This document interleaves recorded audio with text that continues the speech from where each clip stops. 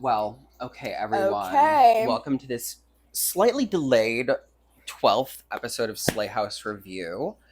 We did it. I do apologize. Well, somewhat apologize for the air conditioner sound in the background, but it could be like I a little bit of think added it'll- ambiance in the sense that, Yeah. like, just imagine you're in like an awful seminar, like it's 8 o'clock in the morning. This is like your first year of grad school, and you're like in a short fiction seminar, Right. and like we're your two least favorite peers. We are your two least and favorite we're people. about to. You walk in the room. Guess who's sitting at the conference table? Yeah, we're sitting at the two like front chairs. We're right hogging next to the AC. And we're about to completely monopolize this discussion on the assigned story. Right. And you're not going to be able to get a word in. You're going to have to sit Not there a word in and listen edgewise. because you're too shy to speak up. Right. But we're not. We're going to talk. We're not because we're blabbermouths. Yeah. We have what they call diarrhea of the mouth. And I've had diarrhea of the ass for the past week. Exactly. My Crohn's disease saga is continuing. I don't exactly know if it's Crohn's disease, but I do feel comfortable just saying it's Crohn's disease because Self-diagnosed, baby. Yeah, I think self-diagnosis is super valid, especially for physical things that, like, instead of mental illness self-diagnosis, I feel like it's plausible for people, Right. like people are able to like make that jump and be like, okay, I can see why you could say like I have depression or I have ADHD, but I think it's more fun to be like, I have cancer. Right. Sorry, I actually know this. I have spiritual colon cancer, which is manifesting physically not as cancer but as Crohn's disease. Right. I actually have access to like Up to Date, which is like WebMD for doctors. Oh, and hey. like you look up all sorts of. You have to read through some medical jargon, but you can totally self-diagnose there. I'm just kidding. I don't actually have access to this. I was gonna say, wow, it's like for those of you who don't know, Devin has a whole other life in the public health medical profession. Yeah. This is comedy, by the way. This is a joke. Yeah. This. Me committing medical malpractice. Okay, I was gonna say, are you trying to be like really anonymous with your identity? Well, Yeah. HIPAA is a real thing. So we're a little zooted off, a little bit of Adderall, a little bit of weed, a little bit of coffee this morning. So the discussion may be a little bit more lively this morning. I think actually we should call it a little bit more associative, a little more freeform. Yeah, exactly. What did I say? Oh, I wasn't saying you were wrong. I was just like adding. I was like egging you on. You said it was going to be lively. Thank you so much. I just assume the second somebody speaks over me, they're trying to correct me. Well, since apparently you do keep talking over me in this podcast. And I will continue to do so as I continue to do so right now. It's just me lashing back out, so. No, you have to get your digs in somewhere. Get used to it. I will say, whenever I listen back to the podcast, I'm always like sort of surprised. Well, this was like initially when I was listening, because I don't really listen to these anymore. Yeah. I would be like, wow, out of the two of us, Devin's actually kind of the funnier one. And I think that's like completely untrue and your own like bias.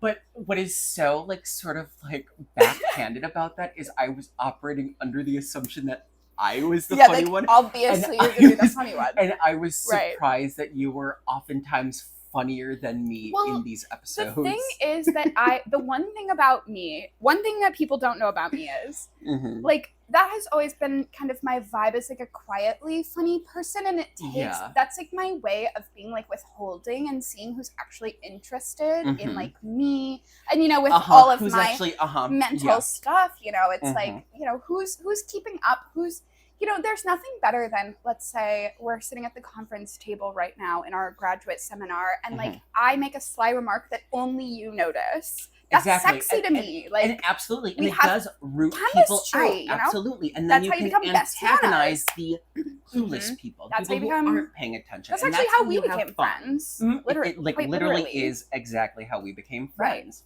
Right. Because nerds like you, again, in this role play scenario, couldn't really catch the fantasy. Right. Weren't really tuned into the international puss server. Yeah, they weren't linked into the puss server. Absolutely. Right. Absolutely. There was one other thing I was going to fucking say. Oh, I was going to say, because I was talking to when I visited my friend Maggie this week, we were talking, and I came to this like conclusion at the end of a conversation we were having about her ex-boyfriend who like left her for a mousy woman, which was mousy women. This was a long time ago, and it was actually a good thing that he ended up doing that because he was like, you know, a Chicago improv guy, and then he like admitted to her. He was like, I have chronic masturbation issues. What? I was actually pretty good friends with him as well. I know that's like the worst stack for like classic. I know. Isn't that the worst stack of like boyfriend possibilities? If it's like a boyfriend quality randomized generator, you get does improv in Chicago and like claims to suffer from chronic masturbation. I would say number 3 would be like kicking drywall. Like, that's the trifecta of those guys. It's like, oh my God, he's so harmless. He's a total, like, golden retriever. And then it's like, get one PBR in him, and he's, like, jerking it and kicking through walls. That he's the Kool-Aid man kicking through some fucking drywall. But I knew a guy, we nicknamed him Drywall Steve. Because he was always fucking, it's like, you can't make this shit up. I will say that's I would not identify that as like a universal red flag personally, but the way that, I'm not saying it's not a red flag, but you identifying it now like as those combination makes so much sense. A drywall kicker, absolutely, and so many nasty men are exactly that. But what I was saying was, you know, mousy women can move mountains. They stay under everybody's noses. Nobody pays attention to them because it's really practiced. Yeah, and so that's how they quite as a take out. Mouse. They're not drywall kickers. They're schemers, plotters, and nasty. Right. Little. It's like, that is actually, it's funny because like maybe we should be a little bit aligned because it's like, wow, you're a schemer, but they can't own it in a way. It's not cunty. But you're pussy in it. And that's the exact thing about a mousy woman, which makes her not endearing. It's manipulative. It's the absence of cunt. Yeah. It's manipulation in absence of and no cunt. Self-awareness. Because everyone else fucking knows. Like, you know, well, at least observant people like us who are like, observant people like us who are adjacent to that, but we're that with the addition of we're just obnoxious. Cunt. Yeah. Right. But I guess I wouldn't exactly say cunt, but maybe like a little bit of like self, sort of like having the dignity to be like, well, yeah, fuck it. Like, I am a nasty. I mean, every time we walk down the street together, it's like, we're nasty, horrible, gross hags. Ownership. Yeah. Taking ownership. That's all. And you know what? And that's what chronic masturbator is missing. Yeah, exactly. Just say that you've been cheating on them. Yeah, exactly. Don't try to blame or say like, I'm a chronic masturbator and I love doing it. Yeah, and I love getting weird and jerking off. Yeah. Like, you know. But the thing is that's a whole giving phenomenon. Louis C.K. It's like men love lying about having masturbation or problems. being sex addicts. Yeah, when they actually have like pretty normal porn consumption. Right. Or it's like they just have normal mental health concerns that they think is like serious depression, but it's like would be our like best day. Yeah. You know what I mean? Like they just think that like their like mental illness is somehow like so debilitating. Mm-hmm. That's what I think of drywall kickers. And so I actually think this links up very conveniently into this story, men lying.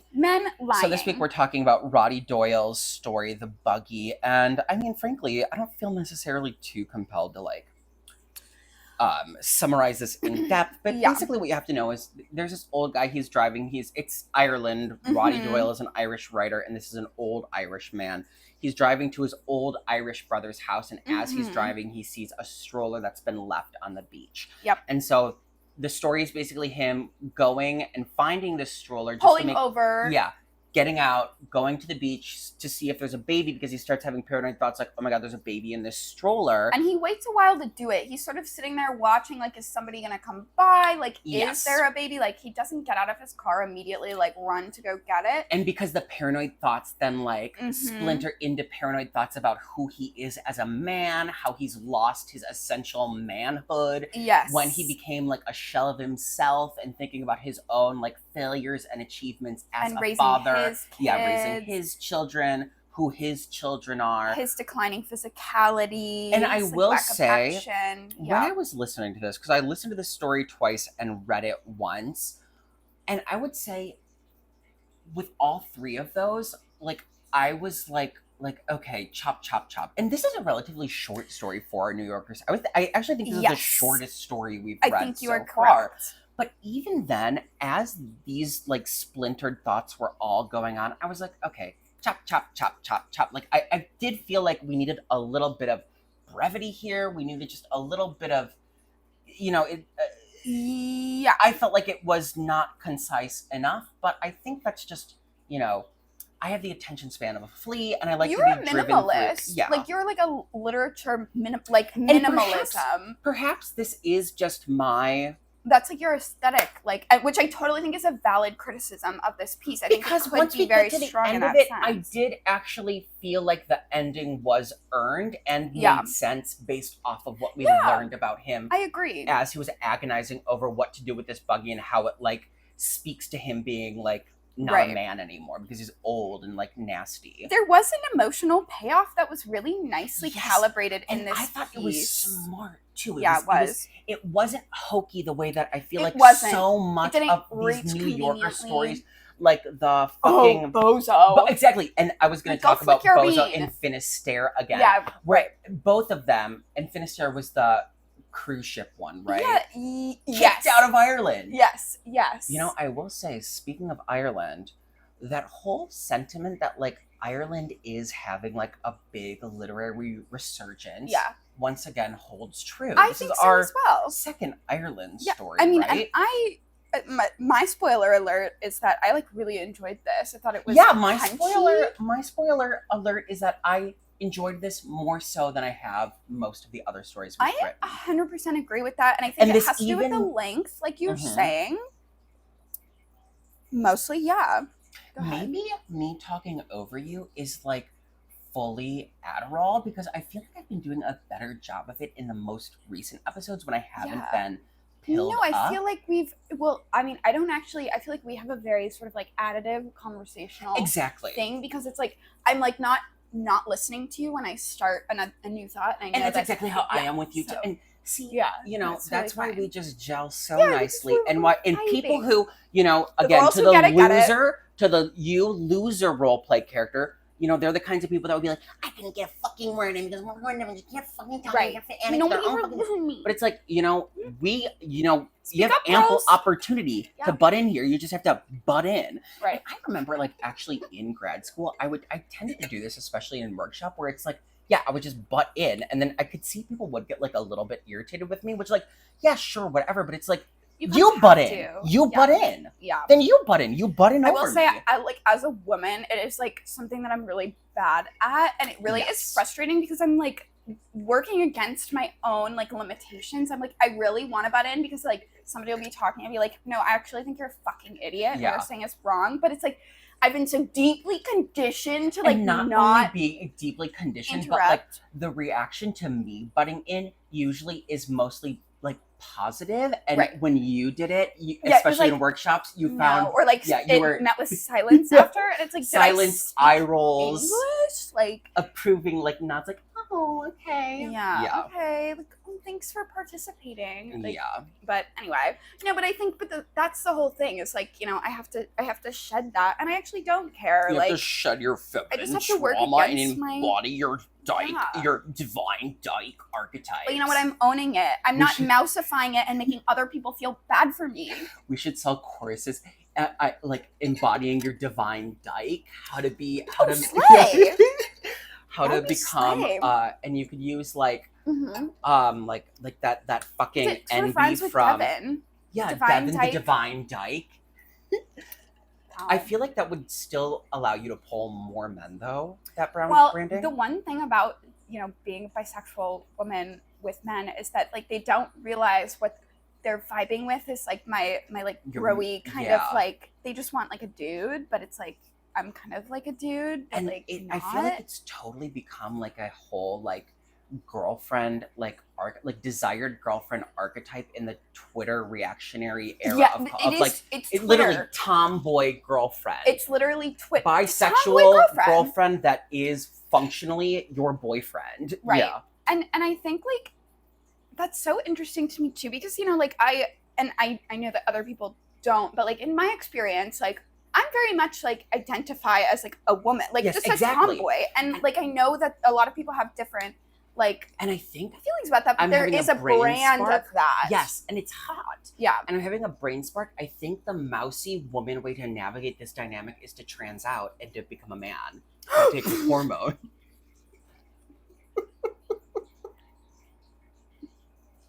Ah! Okay, returning to Wait, Roddy no. Doyle. Can't What speak was to I him. just fucking saying? What were you... We were talking about Ireland literature, but before Ireland, oh yes, spoiler alert, you really like this one. I personally give it a 3 out of 5. It didn't knock my socks off, but I did like the ending where I felt like actually like, oh yeah, this is a story that actually was pretty good. Yeah, I think and then so as but well. what I was going to say was it made me go back and reassess, especially Bozo and Finisterre, which I had previously ranked 2 out of 5. Right. I moved them down to 1 out of Yeah. 5 because this, seeing an example of a story that, you know, while it didn't exactly knock my socks off, but I can, while reading it, identify that like this is a well-crafted story And it felt that does things real. surprising Yeah. and real, even though it's not necessarily to my tastes. Right. The author is doing something, Right. and doing something compelling, something that, you know, twists my brain in a way or made me go, oh, okay, yeah. Whereas Finisterre and Bozo, both of them are just brain dead. And I also think too that this, and I know like not to get all like mechanical here, but I do think like there's something very well done about this third person that's so close to this guy's like consciousness. Yeah. That really I think captures in a way that like I don't know, those other pieces were sort of just like fell flat. Like this feels real. Like Yes. It feels like we are actually seeing what it's like to be in this guy's head, like in this moment. And I really liked that. And I think it through works language. And even though I know now I'm kind of like being hypocritical, I do think that the thought process that's, you know, rendered to us in third person, the through line makes a lot of sense. Like it aligns very cleanly with like the actions in the world with the narrator's thoughts and reflections on what is happening in the physical space. Yes. It traces really well. It's a nice through line. And then his behavior at the end. So getting to the end of the story, like the woman who is the owner of the buggy or stroller then comes and is like, she comes and her pussy juices are all over. Yeah, exactly. Sorry, you know, I saw, pussy explosion all over the freeway. Sorry, I saw the opportunity for a joke and I didn't capitalize it immediately, so it sort of did fall flat. I actually think it is like drier that way. Oh, well, not like pussy dry, but like dry. Kind of like a vagina. Kind of like a vagina.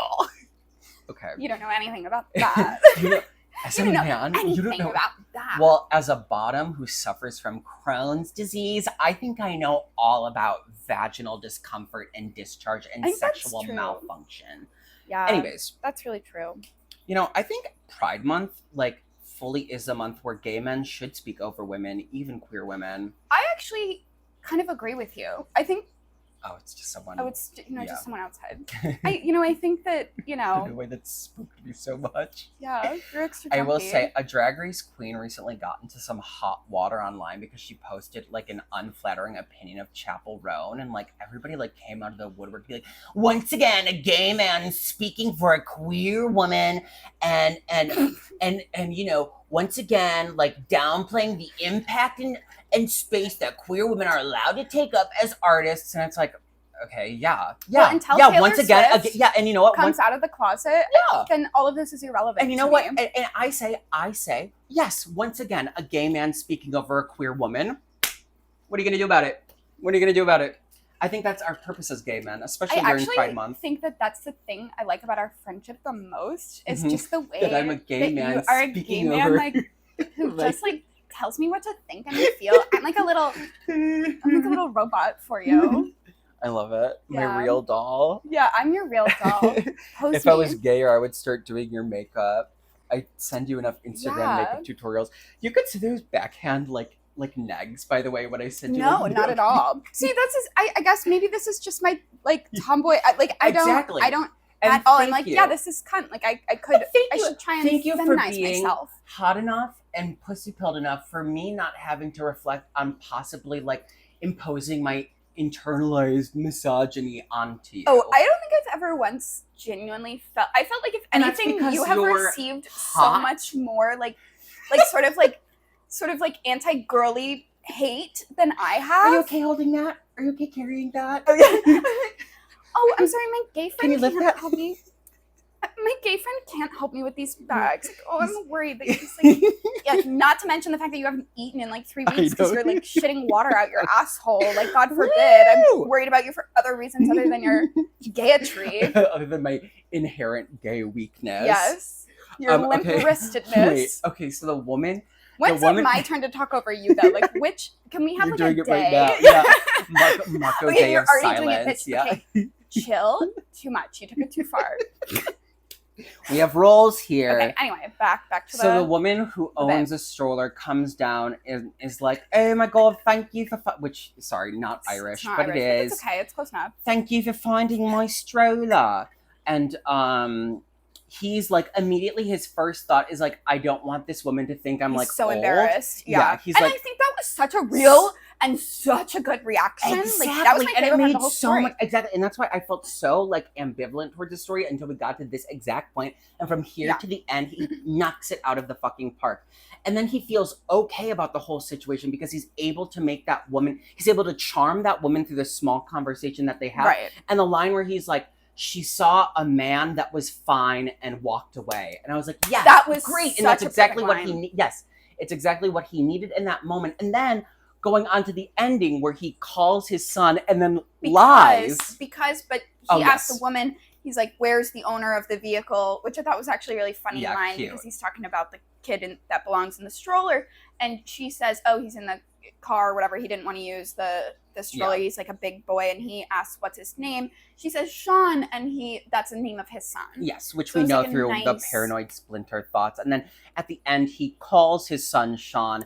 And then what I thought was even more brilliant was that he lies about the story and says there was a baby that was in the stroller. He tells his son that he saved a baby from getting like chucked out to sea. Because the whole thing is he's like, he's been reflecting on the story about he feels like how he's less capable of a man now that he's older. And he like reflects on this one story where like his like other son, not Sean, he has another son named Colm, like fell down a train platform while stepping onto a train and how he was like so very easily just be able to like hoist him back up. Which I thought was actually really well rendered because in the scene we have in third person, technically speaking, we're in this guy's third person narrating his memory, and in the memory he's like, some man on the platform was able to grab my child and save him. No, but it's grabs. him. Yeah. Yeah. Oh yeah, yeah. The way that he like remembers it, and it fits so nicely with the theme that's being explored. Because he's defamiliarizing himself in the memory because it's had not an out of body experience and was able to simply reach down, save my child, easy as that. It was as if someone else had done it. So then at the end, when he doesn't actually save any child, but then lies about it, it's a really fun reversal of that. And it's great because even though he was able to accomplish what he emotionally needed in real life by charming that woman and making her, switching her from thinking he was this like vulnerable man who might need a paramedic who was because like freezing. He was soking wet. Yeah, he was soaking wet in the winter, like with this holding onto this buggy. Like he pissed himself or something, and he was like another great line. Yeah, it was great. Yeah, he was able to make that woman believe that he was perfectly fine and charming and like of sound mind. He still got what he wanted, being able to prove himself. But in addition to that, he still knew that wouldn't be enough for his son to be impressed. He gets to make the story now. Yeah, and now I thought that was so. Yes. And then he said, and then the last line. To use like this MFA word. This is a discursive project. Absolutely. And it's, you know what, $20,000 in the hole, which I'm not going to pay, and I can't even say I don't even really know. Yeah. I mean, like I can recognize it. Yeah. Just means there's some overarching all you have to say is say a word like discursive and then say that you have an MA, and then people just won't call your bluff. I've made this mistake. Don't conflate recursive and discursive. You want to keep those two words separate, but usually they actually both apply. So it's like you kind of threw me into a panic there, so I don't even want to. You're being quizzed right now. Yeah. I need 10 pages. Marco does not even know when to use recursive and you know the sick fucking thing about grad school is it's filled with people, and again, hypothetically, you are this person that would call you on this. and would look down upon you for Right. this. Right. And it's like, okay, but you actually, smell really really wouldn't bad and you consider don't this have an to be exciting personal life. discursive project at all, actually. That's yeah, and it's like, what you would okay, but say. at the end of the day, like, you're the one who's reading like One Direction smut and Right. like, you know, diddling your pussy at home. Right. Which is, I mean, actually, I feel like if more people were doing that, I would respect more people in grad school. Actually, I think you are Do you know right. what I mean? 'Cause Instead of that's- One Direction, I should have said like Doctor which Who. even, yeah, Not maybe, even or, Doctor like, Who, or like, it's almost too you like know what 10 I'm- years ago. yes. But yeah, we need like And the see, no, equivalent. See, and I've been trying to. I made a vlog 2 years ago about like how much I hate nerds, and I was trying to come up with the contemporary way to identify that super hulock kind of person, and I can't think of a contemporary way to characterize which is that. also very interesting because in some ways I do think that is disappearing. Like, But I think kids that are getting personality the still personality exists, and those type people, remains. yes, Yes. and the millennials who were those people when we were on Tumblr Right. still exist today, but they've moved on to different media sources. and they're older, and Yes. so now they're sort of like more isolated in terms of their like media exposure. So I'm not inundated all the time with this. Yes, exactly. But it used to be, especially back in the Tumblr days. I know you. and Like, you really no couldn't- matter what, algorithms you will weren't always... that good back then. And if this you was think about another it, thing I was people weren't thinking about just siloed. on the development of like culture. It's like yeah, there is no mass culture now because internet culture is mass culture, and internet And it's culture now is hyper-personalized. so algorithmic yes, that even though we have a common understanding, we don't in the way that like Yes. one thing is being constantly shoved at us. that's why like It's many different things are being shoved at us, so we don't have like this. we don't have Charlie bit my finger viral videos Yes. anymore because not your grandma and the third graders are not going to see the same content have- ever anymore. We are all tangentially aware with the same rabbit holes at the same time, but Right. because they're all rabbit holes in Right. themselves, It's hyper personal. there's no echo chambers. monoculture. Yeah. There's no shared experience. Right. And because I'm really trying to think of the last time there was maybe the ice bucket challenge, ALS ice bucket in like 2013. Those are like a big, and I recently a saw big- a headline for like an essay, and I did not read or click on the link to the essay where it's like, is anybody watching the same TV show anymore? And that's another it's same a really thing. good point. And then I'm thinking too about, you know, like our aspirational one day we'll get like profiled on some like weird trendy like Dime Square Instagram, and then Yeah, it's like, perfectly imperfect. actually no, who the fuck is like it's such a small group of people even like reading that. It's like it's like a small And niche how many group. of those people are like us, where we kind of read it like sort of ironically? yeah, like oh like like fuck with an this. eye roll. Yeah. And how many people like really genuinely actually read it that aren't the people themselves that are already in that And not to scene? go down, you know, not to get on my David Foster Wallace postmodern high You know, horse, I'll but I let actually do, you know, thank you, because you know what? It's What? Pride Month, and you It's- should let me you should let a queer tomboy woman. out, queer woman who's allowed to like be a exactly. You should let a What an queer woman- embarrassing I know, I thing should be for Devin so to have in her ashamed. apartment. For those of So you who are not ashamed. watching the video, it is a holographic sticker that says the International David Foster Wallace Society. I am a member. I paid $20 and I'm a member. You didn't tell me that. Oh, did I not tell you, didn't that? tell. Is They that why signed you up a have this? sticker. Yeah, I signed up at the conference. They gave, so you paid $20 and they gave you a sticker? Well, they gave me, well, there were many stickers. I have like, there's another one over there. But in theory, I'm supposed to receive a copy of the journal. Should we launch like the international, like, not We can do whatever we want. Like literally, we can. we can do whatever we can start whatever literary society we want, and we could even get it at a conference. That's how this shit works. We could start the Odessa Modeling Society. Or like, and I will say, now that you've had this particular experience Oh my talking to God. these people, if you want to launch, this is a good side hustle scam idea. If you want to go on Submittable and pay whatever rate it is to like Oh, have a submittable listing, Right.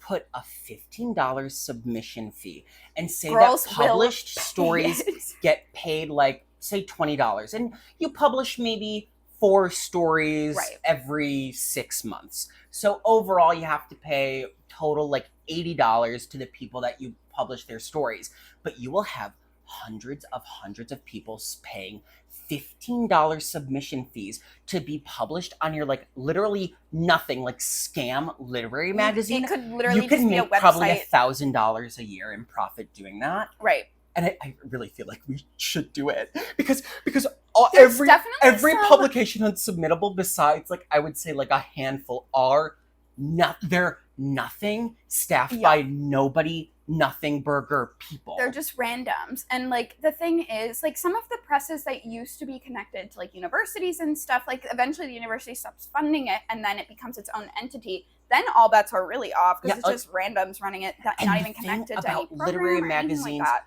which is evidently truthful to anybody who's tried submitting for a few years, or anybody who pays attention at all and like, you know, maybe like looks at the details, is the only people who ever reads any literary magazine, even like the Paris Review, are only other short story writers. Yes. So it like literally is such a sham industry. Right. Especially, and that's actually, this connects very nicely to our point about there being no monoculture anymore. The same thing is happening in the literary world where, I mean, it is, the reason why I feel like we're also so able to just like bash these New Yorker stories is that no one's in the New Yorker without an agent. 100%.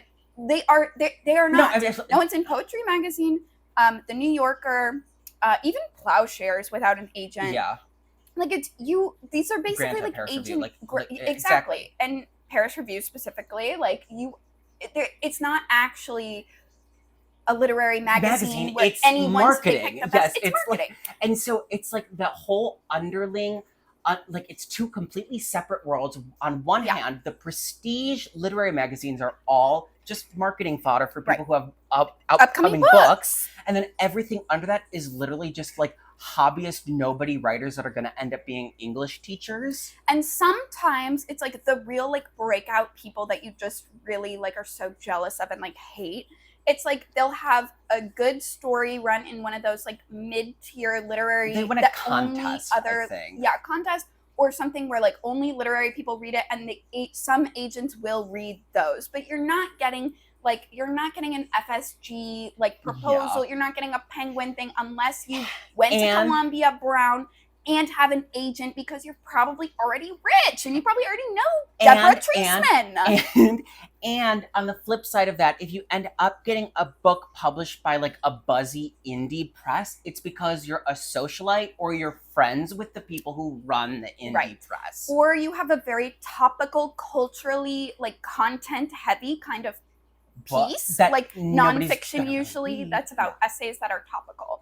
You can have really, really, really like high level essays, but like that kind of collection is going to be like a small press, like usually like poetry presses will do stuff like that. Or you have like a Target hardcover. All this to say, we are announcing another joke botched by my stutter. That's okay. All this to say, we are announcing the launch of Slayhouse Press. Slayhouse Press. Okay, so the way it's going to work is like not like anything, you know, but it is it's just gonna be $50 to submit. Yeah, I need lip injections. Yeah, we just would like to fund some injectables. I actually think after suffering as long as we have, we just deserve like a side hustle scam maybe, like, in order to afford our baby Botox. I know. I think we have earned baby Botox. Okay, I will say we've been going for like 30 minutes now, so I do want to talk about the interview that Roddy Doyle did. Let's rein us and back not because Roddy Doyle released. I actually did like Roddy Doyle's answers to this interview questions, but it's so funny because at 2 points, Cressida Lation, which sounds like a drag name, sounds like a fake name. It kind of does, actually. Cressida Lation. So what I learned through my continued Deborah Treisman gag is that not everybody, God, okay, now I'm like... It's okay. Just try to realign your, like, my pussy. Chakras. Yeah, your pussy is just like... My throat chakra is getting blocked up by all the Adderall. By all the Adderall residue. All the Adderall... It's all the anti-caking agents. There's, like, neurotoxins in there, and we're totally, like, frying our brains. The Jews are poisoning us. Okay. So Cressida Lation... So Deborah Treisman is not the person who typically does the reviews. It's a whole panel of the people who work on the New Yorker fiction editorial panel. And so the editorial staff at the New Yorker, what I will say is interesting, when I try to look into these people, even Deborah Treisman, they have no digital footprint. And I find that suspicious for people who hold so much power within just the publishing industry, especially within literary fiction. The New Yorker, I would say, is the most forward-facing, like, short story literary fiction the biggest institution. Public readership. So, but there's nothing about these people online. There's no like footprint. There's no dirt. There's no personality to them.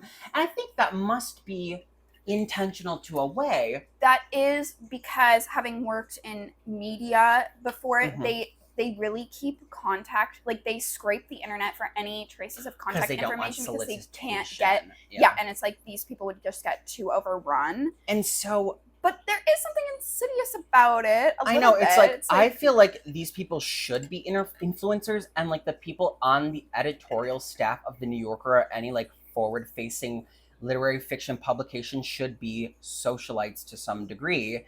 But what I will say for Cressida is, as nice as she looks and as well-meaning as she looks, when I looked up pictures of her, she has kind of like a smashed, not exactly mousy girl who moves mountains, but sort of like well-meaning fandom face. That's a very nice, apt description. I would agree with you. It's sort of like, I feel like she's probably like a really nice woman. Yeah, I would agree, and I actually kind of like the way and kind of earnest. Yeah, whereas Deborah Treisman seems like openly malicious and like sort of because she's threatening. Out to get us. Yes, exactly. While Deborah Treisman is gang stalking us, Cressida just likes reading her books. She likes reading her books and she likes asking questions. She likes asking questions. Mm-hmm. She's not out to get you, know, because she just likes to read. She's a reader. She's girl. a reader. Yeah. She is a reader, and she God enjoys bless. literature. But for someone who looks like she reads closely, she makes two kind of glaring mistakes. Yeah, glaring errors. And I love how Roddy will like just try to like try to like subtly correct her or just like push forward and course correct. And right. Actually, right. The first one he didn't want an email exchange actually to edit the questions on this he written felt response. Too bad. Yeah. So she claims that the phone call at the end is an imagined exchange with her son, but it is not. And I double checked and I read very closely to try to determine I read this where 3 times and I was like, think that. It's just an error. Like, so, perhaps I feel a little bit of relatability with Cressida because the last, I feel like 2 episodes we did, I wasn't exactly prepared in the same way that she wasn't prepared for her interview.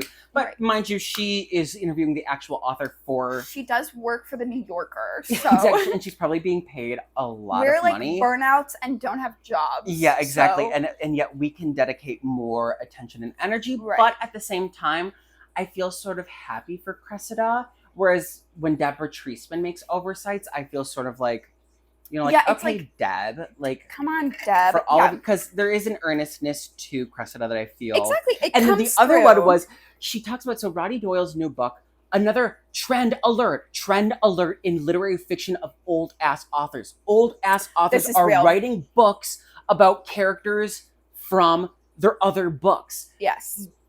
Old ass authors are literary universes. They're making they got cycles. Marvelified. Yes, they got cinematic universified. Yeah, exactly. So his Roddy Doyle's newest novel that's coming out is a continuation of a novel that he wrote in 1996. But then he corrects her and he said, "Oh, actually, this will be my second novel that's a continuation of that. And my 2006 novel, Paula Spencer, was my first continuation of the Paula Spencer." So Cressida really did not do her research, Cressida Lation could not be asked, could not be arsed. She could not be fucked to Google this. And see that he actually has a book called Paula Spencer, which would denote that he has written already another book about this character. Exactly. Which I thought it was delightful. And she names funny. the female character about your protagonist, Paula Spencer, from The Woman Behind the Door. He's like, yeah, the original is called, or the second is called Paula Spencer, you dumb. It's like, he was being so... he's kind. Yeah, you could really tell he didn't want to have a confrontation about it. Just sort of and he felt embarrassed on her behalf and didn't want to come off a certain way. I mean, let's ask the question. Would you? Oh. Would you? He's Irish, but you would? Oh, I would. Look at it. He has wouldn't. kind eyes. This man is a lover. I will say. This man knows what he's doing. I would absolutely. I think there he's is sexy. something incredible about Irish men, though. Look at his expressionary eyes. Like, that's always what gets me is kind eyes. I'm always on the lookout for somebody with these. Yesterday, me and Devin were kind of MSPCA eyes. length. like a sad puppy. In the Go ahead. Me and Devin were kind of talking at length about moving to Costa Rica and having a Costa Rican expat fantasy. But yeah, what about Ireland? Solely, we could be sex tourists in Ireland. Sexpats in Ireland. Okay, let's do that, and then you know what we should do? We should find an old ass Irish man who can take us to like Mallorca or somewhere. Yeah. Like take us to the fucking Mediterranean so that we can get tan because we're gonna get pasty in Ireland. But I do think we would rip up, and we probably we actually probably would do very well. I think we would clean up. I feel like we're the kind of Americans that would do well as expats in many. We're not like because there are like some American expats in Ireland that are just there to like do the little hikes and be crunchy and stuff. But we want to like get down and when party. You think about like the philosophic archetype of expat, we're also Catholic. Yeah, and there's true, very true, very true. So we do have that same sort of ingrained. It is sort of cultural, yeah. Like this sort of like. But like the expat in essence should be like kind of a transient burnout who owns it. Yes. The expat is someone who owns it, and that's why they leave their country because they're just nasty. Don't own exactly. It. Sentimental backpackers are not good expats, and that's why if we were expats, we'd be very successful because we'd be in alignment. Our pussies would be aligned. We would suddenly be bar backing at like a local tavern and just cleaning up. Oh, maybe we should. Okay. Let's wrap up because I'm getting texts from my mother saying like, are you going to come down? Because I have to do things with her. Anyways, out of my five stars, I would give it 3. I'm giving it 4. Good for you. I'm giving it 4. I'm always, I'm always a little easy. Please listen. Yeah. Please share with your friends. Oh, I forgot you guys were there. Yeah. Oh, God. Yeah, we were just talking so much, and you didn't. Yeah, you're so quiet. Wow, you're really just observant. Sometimes. Yeah, I think we would like to hear your voice. Put your pussy into it. Yeah. Okay. Bye, guys. Thank you so much for listening.